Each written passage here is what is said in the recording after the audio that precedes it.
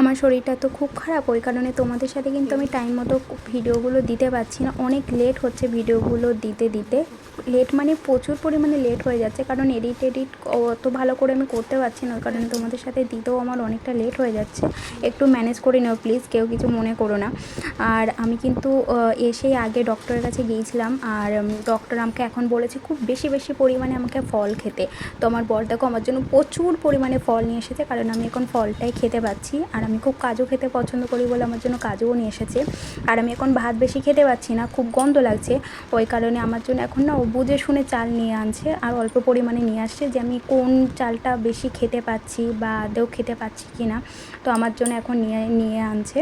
আর এখন খুব কেয়ারিং হয়েছে, মানে এমনি তো ছিল বরাবর থেকে, তো এখন এই আমার শরীরটা খারাপ বলে এখন আরও বেশি পরিমাণে, মানে আরও বেশি পরিমাণে যত্নশীল হয়েছে, আরও বেশি পরিমাণে ভালোবাসে। সে যাই হোক, তোমাদের আশীর্বাদে আমি যেন খুব তাড়াতাড়ি ভালো হয়ে উঠতে পারি, সেই আশীর্বাদটা করো।